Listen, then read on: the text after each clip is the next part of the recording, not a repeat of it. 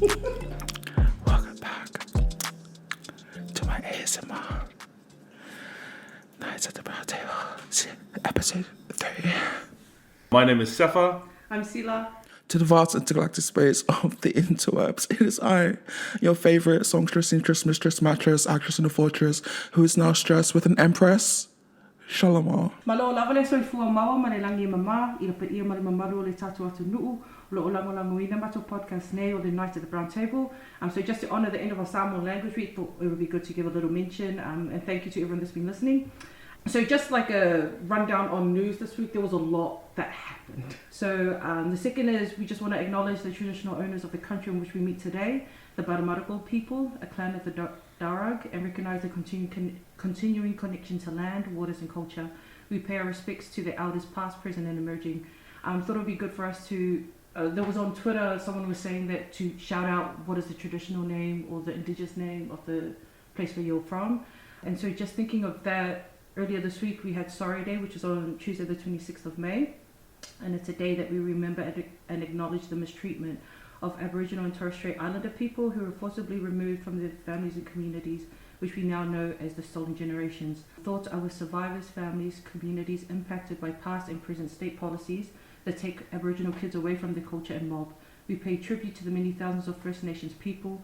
We acknowledge the pain and trauma suffered, and we remember the children who will never come home. Just thinking of that, I think this a lot of the time this week I couldn't help but my heart feel broken at different moments. So on Tuesday I couldn't help but think of how I was so unaware of what the Aboriginal and Torres Strait Islander people, what they suffered with the forcible removal of their children for such a long period of time. And I couldn't help but think of the movie Rabbit Proof Fence, which we watched in English, and I remember how I just couldn't stop crying, seeing how Daisy, Molly, and Gracie, seeing them and their families, and just the weeping and the wailing that came when they were taken. And so we acknowledge them, and we hope that with time that they will continue to find healing. And so just a rundown of the topic that we wanted to talk about. With the George Floyd, there's a lot of things that kind of led up to that. And so it started off in February 23rd, a few months ago. Ahmaud Arbery, he was an unarmed 25-year-old African-American man who was fatally shot near Brunswick in Glenn County, Georgia, while jogging. And then on March 13th, Breonna Taylor, a 26-year-old African-American woman, fatally shot by Louisville Metro Police Department officers who entered her apartment in Louisville, Kentucky, while serving a no-knock warrant. And then earlier this week, there was a lady named Amy Cooper. It was in Central Park when Christian, who was birdwatching, told her to leash her dog, and she called the police and made a false report. She threatened his freedom and life, and while claiming at the same time that he was threatening her life and safety. At the same time that was happening, on the other side of American Minnesota, on the same day, 25th of May, George Floyd, an African-American man from Minnesota, was killed by Derek Chauvin, a white Minneapolis police officer who knelt on Floyd's neck for 8 minutes and 46 seconds. George Floyd said, "Officer, I can't breathe," as he struggled for air. He said these words a total of 15 times. Not once, not twice, but 15. Just thinking about a lot of the things that were kind of like brought up in the news this week, a lot of it was kind of like racially charged things. And so for me, I was just like, what are our thoughts? And so what are our thoughts on what can we do to try and combat that? Amy Cooper. Oh my gosh. Dramatic. Yeah. But on a serious note, there are serious consequences to what could have happened. You know what I mean? As humorous as it can be, in the political climate that we have today, don't do that. One of the things, especially from that video that I watched of her, was how she weaponized the fact that she was going to call the police to tell them that there's an African-American threatening her life or something of that sort. And I thought that was disgusting to mention. And then sis went on the phone and wanted to act her life out while stroking a dog. The thing is, like the whole time, I'm just like, can you see that you're being recorded? And just like, I was just like, this woman and her acting skills, just the hysteria and stuff, I was just like, it was blown out of proportion. But the thing is, Amy is not the only one. And I know that we've seen a lot of other videos where there have been people who automatically are assumed that they're guilty or that they're a criminal or that they're doing something. I saw a video earlier this week where there was a UPS driver, delivery man. And, I saw that one. oh In the my gated God. neighborhood? Yes! In the gated community? Yes! And that lady was just like, no, you look suspicious. He's wearing the uniform and he has the packages on the trolley. What looks suspicious to me? The only thing that looked suspicious was because he was black. And for me, I'm just like, I do not understand why people, like especially with the riots that have come about because of this build-up of different people losing their lives and a lot of people making a big deal out of the property and these riots and all this stuff, but they are not making a big deal out of the fact that people are literally dying over matters that do not, it doesn't matter, over things that don't matter, things that they're not guilty of. Breonna Taylor, a woman that was literally shot and killed, and she was an EMT.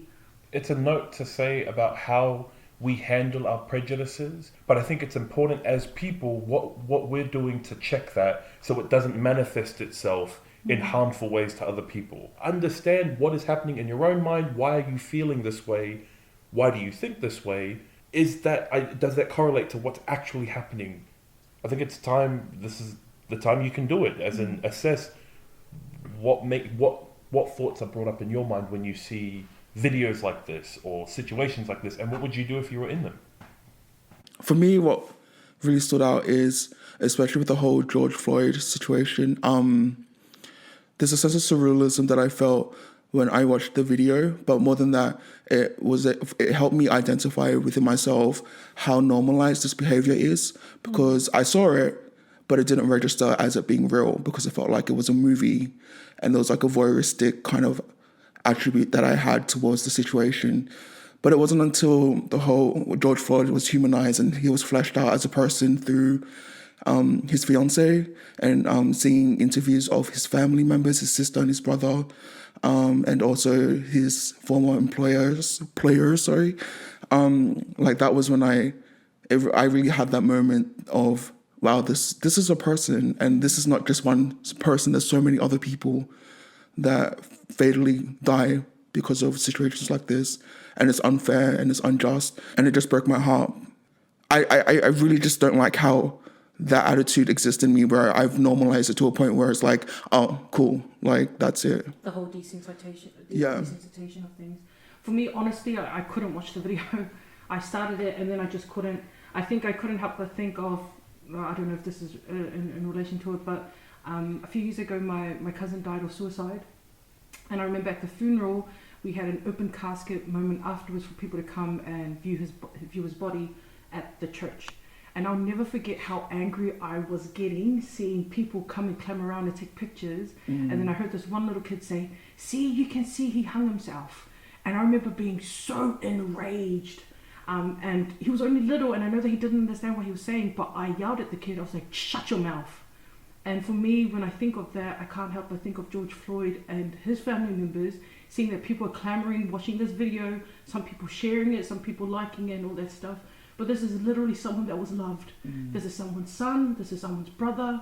And it's heartbreaking to think that sometimes it takes someone having, it's only when we try and find a connection that we can feel, we can personalize the situation. And like Lamah was saying, we get bombarded with all these images and videos of literally all the time of black bodies, people dying for unnecessary reasons. And for me, I'm just like, when is it going to stop? Like, when will people realize that it is wrong for us to racially stereotype with our biases and generalize and automatically assume that these people are guilty of something, automatically assume that they're criminal when they are not? And so the thing for me is, with the police, something needs to change, some kind of reformation. You need to change with their training or something, because the whole thing with these riots, these people are tired. Black people have literally been, they were stolen from their countries hundreds of years ago. They were enslaved. They have been prosecuted. Their children they weren't even allowed to claim their children as theirs. They weren't even allowed to get married. And so to think that after all those years, finally they processed it. When people bring up Martin Luther King Jr., Dr. Martin Luther King Jr., they always said that he was a peaceful man. He explains why riots come about. And he says that the only reason why riots happen is because there is injustice. And that is what stirs the people. And for me, I'm just like, even since then, and that was decades ago, and it is still going on. And for me, I'm just like, I know that a lot of I've noticed that a lot of Pasefika people on Twitter, Instagram, and Facebook keep saying, why are we looking at America's situation when there are things happening in our own countries? The thing for me is, any injustice anywhere is injustice, period. Injustice, period. And we should be outraged for those people and for our own people. And so for me, when I see this, and sometimes I've seen people piggyback other issues onto those. So for example, earlier in the week with Sorry Day, I saw other people try to say, oh, us as Pasefika people can relate because our people are enslaved as well. For me, that is not the time. This is not the focus. Yeah, I For agree. me, stop trying to detract. Let an issue shine on its own. I shouldn't say shine on its own, but let it have the spotlight. And for me, if you want to highlight how our people were enslaved, make your own post about it. Make your own thread. If you want to talk about the West Papua freedom liberation, which is very important, then it deserves its own thread. It deserves its own spotlight. Stop piggybacking our own issues on the Black Rights Liberation Movement. That is not right. And so for me, I just can't help but be angry and be upset because, you know, a lot of the time we try to say, we have to think of them as our mother, as our father. At the end of the day, they're just people, period. They do not deserve to see. They do not deserve to die. They don't deserve to struggle to breathe. They don't deserve to be recorded while their mothers have to watch everyone looking at this. Can they just be given air to breathe? Justice just needs to come about, and I'm just sick of all this crap going about it.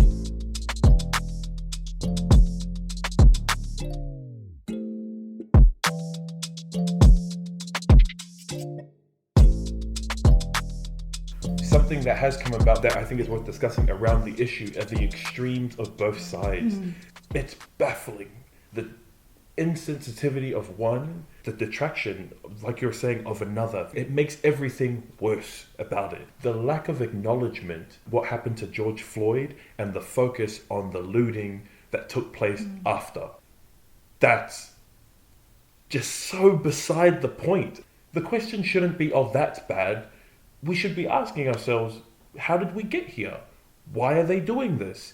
To resolve the issues. But stuff like that, when it comes out to the extreme, it just confuses the people that are reading it. And I think it's sad and confusing, and people are posting without really reading context into what that article is saying or who researched it.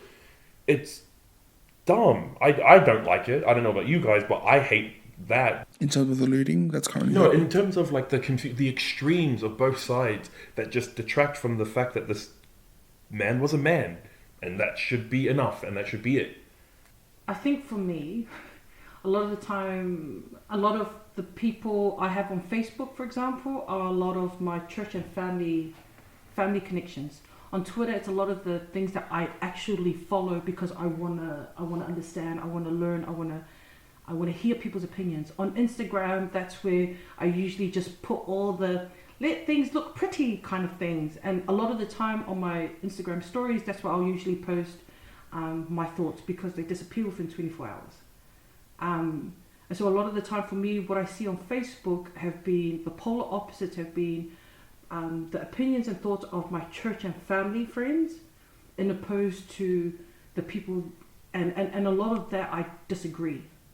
A lot of them have been putting up things where they say that these people are protesting the wrong way, and a lot of them say, oh, this is wrong, they shouldn't be rioting and looting, and the focus has been taken away. For me, I'm just like, where were you when a lot of these other people, for example, Breonna Taylor, Ahmaud Arbery, where was your outrage then? Your outrage only comes now, and that does not make sense to me. So for me, the polar opposites have been a lot of the people who I feel should know better, who we talk and we preach about compassion, having open hearts, and a lot of the rhetoric I've seen has been very harsh and has been very cold. And for me, they have been focusing on the wrong things, for example, property and all that stuff. You're telling people to react in a certain way when you have never been in those shoes. We have never been in those shoes. We should be the last people to talk. We have no right to talk. And so for me, that's only been the different opinions have been seeing the reality of people who are actually in those situations, and then people, for example, us, who watch and we have opinions. And for me, I'm just like, there's a difference. There's a wide difference in that. For me, I think about that saying that there are certain things that what is it, that saying? This is one of those things that has broken the camel's back. And there's just been so many instances which has built up to this surge of angriness and, the oppressive power that these people have faced. And people are reacting, and I don't think that we should shame them for that. And so, like, just to, I don't know, I think to make it seem like, I know that we have a lot of our listeners are Pasefika people, even people who are in Australia, New Zealand, where we're not. It's not our country. And so the question I want to ask is, what do we do to actively combat that? Like, what are some things that people can, or what can we do to support the Black Lives Matter movement? Or what do we do to combat our own inner prejudices and at the same time racism that we hear within our own circle, our own social circle? For me, like, I think about how over the years, a lot of the time I love hip hop. I love rap, and after different things that I've read and different things that I've watched, I had to make a conscious choice to remove the N-word or the use of the N-word because it is not my word. I have no right to use it. I have no right to repeat it, even though I love the song, even though I'm with the vibe. And do you still listen to the song? Yeah, of course. I still listen to it. And I listen to the explicit version because it's true to form. It's raw. It's what the it's artist... my favorite kind. It's what the artist wanted me to So for hear. me, I listen to it, but I omit from using it. And that has it's been a trial and error thing for me. And I admit that. And I noticed that because a lot of the time we hear it in movies and stuff, we've adapted. We adopt a lot of the AVI language, which is the type of speech that a lot of Black Americans use. And so we do the hey girl, sister, and a lot of the time with the in please. And it's not, if a lot of the time we find things where we've kind of appropriated their culture. Yeah. And so for me, I'm just like, as a person who they're not my people. I shouldn't say they're not my people. It isn't my community. I have no right to use the N-word. At the same time, there are other different things in our own community where, for me, I'm just like, it's a conversation that we need to continue to have, point out, call it out, even within ourselves. And we do have to consciously make a choice to kind of change those ways of thinking. So do you think, in regards to not just using offensive language, but do you think we should omit trying to speak like that at all? Do you think that's appropriating the Black culture? There was this guy on Twitter, and he said a lot of the time we want Black people's rhythm, but we don't want their blues. And so for me, I'm just like, if you're gonna use their language, if you're gonna try to do, be a rapper, if you want to look like them, and you want to look like African Americans, you want to adopt their hairstyles, you want to adopt the way that they dress, then if you're going to take the good, then at least highlight the bad things that happen to them. When it comes to these issues, scream it out, talk about it, post it, sign petitions, donate to bond release things that, when people are taken into jail, they have those, like, donate to those matters and those issues. So that's the thing for me. If you're gonna appropriate, I shouldn't say you, because I am part of the problem too. If we're gonna do that, then at least we should highlight the things, the injustices that are happening to them as well. And I think we should just educate ourselves on these issues as well. And just like what Sila was saying, and that's all I have to add. I talk so much. Something that came up in my mind as you're speaking is the opposite side of the spectrum when it comes to extremes. I personally don't agree with this, but I wanted to see what your views were when it comes to silence being complicit. There's the one meme of Colin Kaepernick kneeling and then the George Floyd, a picture of what happened to George Floyd. Then if you're annoyed by one and not the other, then you're part of the problem. I understand that comparison, but I have seen rhetoric arise where people saying, if you're silent about this, then you're also a part of the problem. There's so many factors to that. What counts as silence? How should they express it? Who's to say what counts as being enough? I don't think the remedy to this is to broad stroke the other way. There's nuance to this issue. There's some things black and white, totally agree. What happened to George Floyd, that incident is absolutely wrong. Despicable. But when it comes to the reactions, villainizing people that don't show it the same way you do. I think for me, it personally depends on how you define silence. For me, obviously this gave me a really good start to really reflect on my values and morals as a person, what I can do within my power to support not only people within my community but other people of color, which I was saying earlier on, where I've identified that I've normalized situations like this so much that it has become really problematic to me, and that for me is me not being silent. I mean, silence for somebody else could be, using their platforms that they have to display the support for both people of color and now Black community as well. But it really comes down to how the individual defines silence. Yeah, I agree. I think there's a difference between silence and when you're just complacent. Everyone does things in different ways. So for me, I'm the type where I can be very vocal, but someone else is probably more, a lot more, like they'll be the type to like private message and whatnot. We all have our different ways of communication. And so for me, like I love what Lamah was saying, you don't have to be on social media all the time and posting it, like how I've been annoying. But other people have different ways of doing it. Some people will just silently sign petitions. Other people, they will just focus on their own social circles and their family. Something that I noticed with me is I find it hard sometimes to have these conversations with people that I love and that I'm close with. So for example, it's easy for me to call out, hey, don't say the N-word, or why are you wearing that Native American headdress if I don't know them? It's easy for me to point that out when it is my dad, when it is a sibling, when it is my mom, when it is my cousin, when it is my close friend. It is very hard for me to call it out because I do not want to hurt them. And I notice that sometimes with us, we can be quite guarded with our conversations as well. Like, for example, when we're talking about these kind of matters, or even like white privilege and whatnot, because we're trying to protect the different white people that we love, that we're close with. But the thing for me is, this issue is important enough that we should talk about it with the people that we love. And they should know us enough to know that we are not saying it out of hate or out of judgment, but that we are saying it out of love. And so for me, for example, tonight I had a video call with my cousins. We chat all the time, and we were talking about the word that we casually and normally use in Samoan language, which is meoli. And that is the word or the term that we would refer to Black people. And I remember I was telling them that I had read and I'd seen a document, an old document, Samoan document, where someone would fill in a form, and the term is not meoli for Black people, it is tangata uruli. Meoli, the direct English translation, is black thing.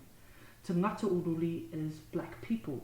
And so for me, I was telling them, my cousin was saying, sometimes we can be a little bit sensitive, us people from like first world countries, and she goes, in Samoa it's not a big deal, that isn't really what it means. But the thing for me is, a lot of the time we don't understand where it came from, but it is a loaded thing. So having those discussions, trying to find ways to use the correct terms. So for me, it is omitting even the use of the word meuli. From now on, I will refer to them as people who have darker skin as Ngata Uruli, or people from Pasefika, which is Africa.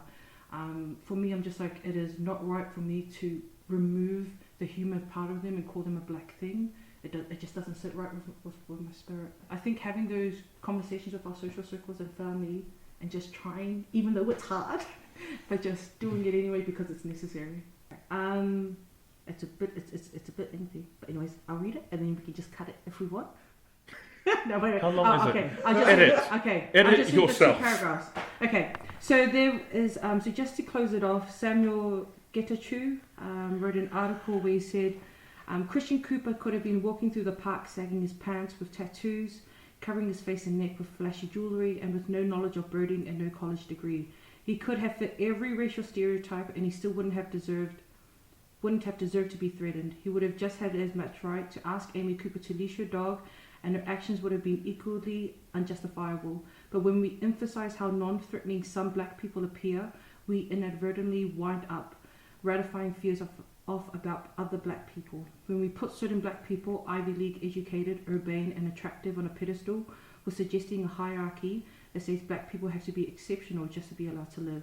Black lives and black rights matter whether whether they are educated or were educated, well connected or attired a certain way. We should be allowed to be unremarkable without that having any bearing on our safety. We don't owe anyone exceptionalism in exchange for respect or for the valuation of our lives. Samuel Getachew. Cha cha, cha cha cha, cha cha cha, cha cha cha. Caterpillar 1 2 3. Caterpillar just like me. Caterpillar in the tree. Caterpillar do a wee. Cha cha, a wee. Cha cha. Caterpillar butterfly, fly so high. What you gonna do if I go ahead and die? Will you cry? Yeah, cry to the sky. That's why, girl, I say bye bye. OYSTE oyster got me saying. OYSTE oyster got me saying. Cha cha, cha cha, cha cha. Caterpillar. Yes. Yeah. So, so I asked the Instagrams some questions. Well, actually, I asked them for questions, and we have a few to answer. Go ahead. Okay, so the first one is from Moi, and she has asked, if you could give your younger self one piece of advice, what would it be? Oh, mine came immediately, and it's kind of annoying. Humble yourself, man. You need to humble your damn self, because you have an inflated ego, and it will continue to grow until you check yourself. And it will come crashing down when you are 23. But it can be, it doesn't have to be as dramatic if you just humble yourself and prep for that rude awakening. Mine would be, don't be such a whewhiwali, which means like don't be such a scaredy cat. And just like take a chance, try things. Yeah, that would be my piece of advice to myself. Mine would possibly be, because I feel like I'm on a RuPaul Drag Race episode. Yeah. And Mama Ru would be asking me this question. Mine would just be like, embrace your weirdness, embrace the quirkiness that you entail, because it will get you to places.